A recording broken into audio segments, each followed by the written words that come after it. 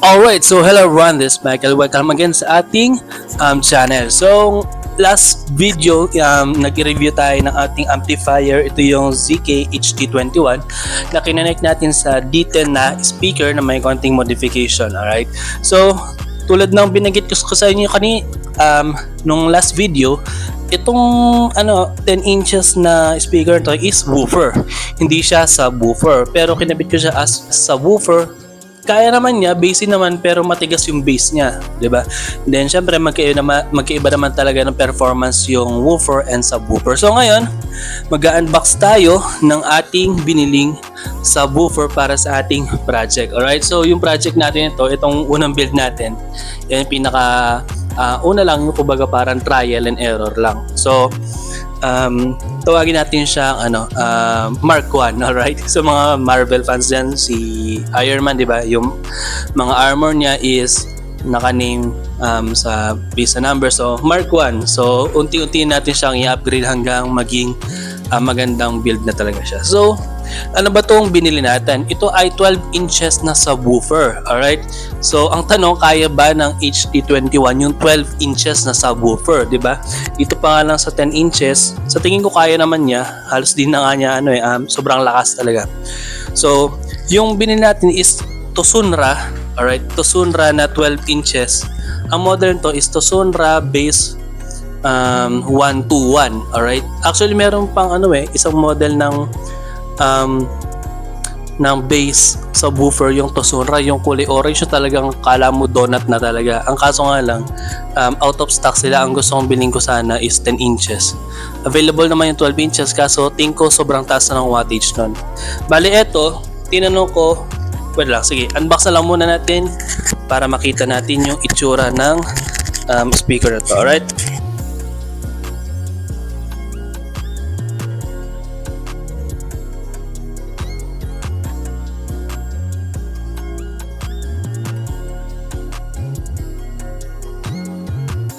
So bakit Tosunra? Bale, maganda kasi marami akong nakikita magandang review dito sa Tosunra. Alright.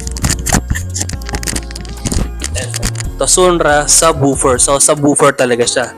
Base 121. So papansin nyo dito. Okay, ito yung nakalagay, base 121. Max power niya is 2000 watts. Alright. So paano yun? Yung ating subwoofer is 220 lang. So explain natin mamaya. So ang size niya 12 inches, impedance is 4, magnet yan. So basahin nyo lang, post nyo lang. Alright? So buksan natin anong itsura, sana walang damage. So initial, tingnan naman yung box natin, mukhang wala namang sira. Sana wala siyang yupe, di ba? Kasi may mga daw yung isang courier. Bali pag dumarating yung parcel sa kanila, UP daw. So mukhang wala naman siyang UP, maganda pagkakadating sa atin. So buksan na natin.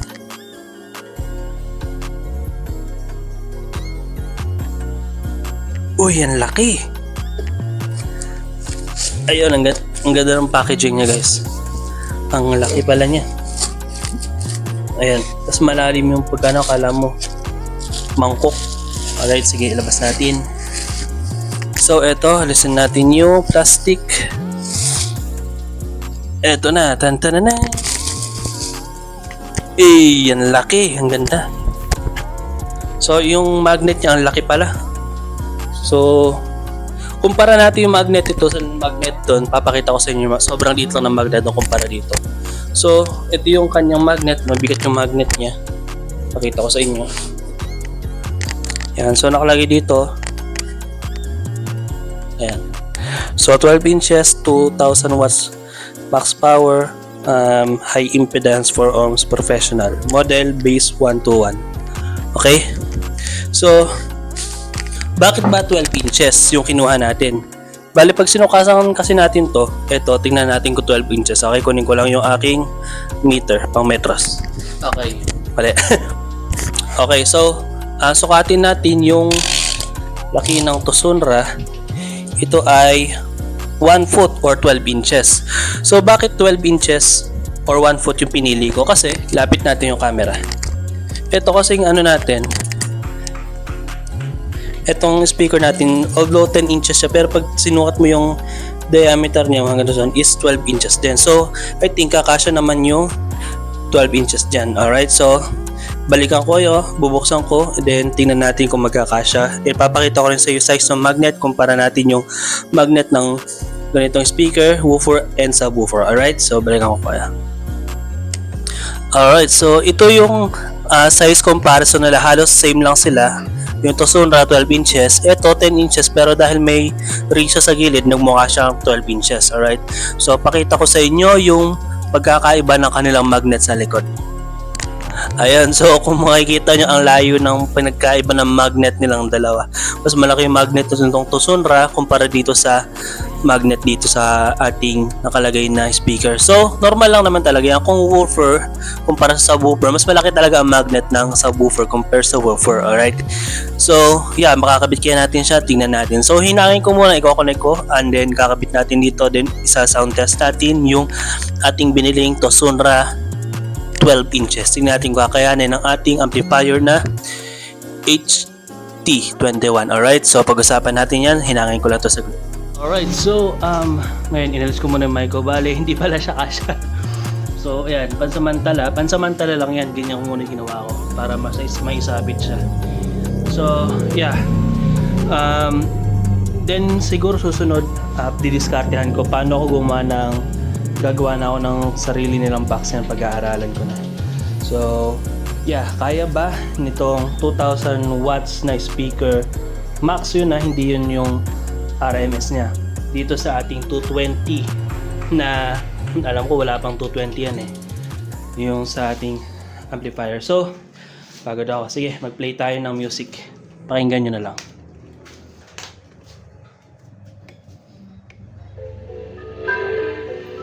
Bali, di ko rin pala maisagad ng kalahati pa rin kahit naka gantong setup na tayo.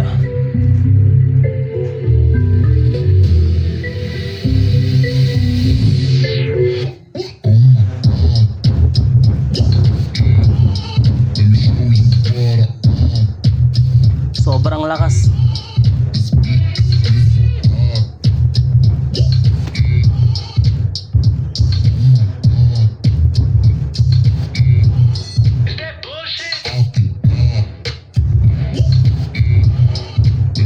Gumagapang yung speaker.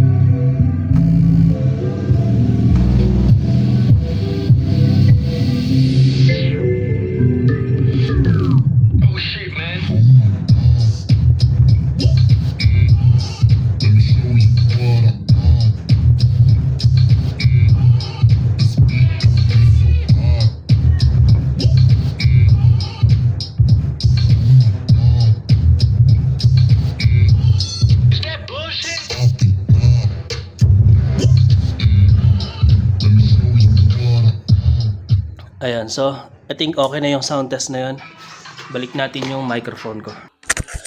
Alright, so na-install natin temporarily yung ating Tosonra 12 inches. Malaki pala, malaki tong speaker to, hindi kasya dun sa butas niya. Kala ko kasi magkakasya kasi pareho silang diameter out. Okay, yung outer diameter. So, hindi pala. So, I think gagawa ko siya ng discard. It's either bubutas ako ito ng malaki or gagawa na ako ng sarili nating box. Alright. So, syempre, pag-usapan natin yung wattage ng speaker na ito. Okay? Kasi ito yung, syempre, tulad nyo, inaalala ko rin, kaya ng HT21 natin yung speaker nitong Tosonra na 12 inches. So, nanood ako ng mga, syempre, mga about sa wattage ng speaker. So, yung mga max wattage niyan na nakalagay sa speaker natin, once na hindi nakalagay RMS, of course, syempre, dahil yun sa maliit talaga yung wattage kapag RMS compared sa max, okay? Yung max na yan, hindi yan full run, alright? Ano yan, kumbaga parang sa mga sasakyan, top speed, okay? Bale, Di mo naman pwedeng ibabad sa top speed yung sakyan mo, puputok. Parang ganoon din yan. Yung max power niya, hindi mo pwedeng ibabad sa 1,000, puputok yan. So ano yung RMS niya, alright? So tinanong ko yung seller kung ano yung RMS nitong Tosunra base 121. Provide nila sa aking information, ito ang RMS niya is 400 watts lang. Alright, sobrang layo dun sa max power niya na 2,000, alright? So, saan ba ako nagtanong? Siyempre sa official store ng Tosunra sa Shopee. Teka, official ba yun? Basta yun, sa Tosunra na web shop sa Shopee. Then, siyempre, nag-search din ako ng sarili ko. Well, hindi nagkakalayo yung sagot nila dun sa nakakuha kong research. Alright? Kasi kapag eto kasi, halimbawa, yung max power niya nakalagay daw 2,000. Kunin natin yung 25% nun. Bali, ang 25% ng 2,000 is 500. So, 400 watts and 500 watts. So, hindi naman ganun kalaki diferensya, di ba?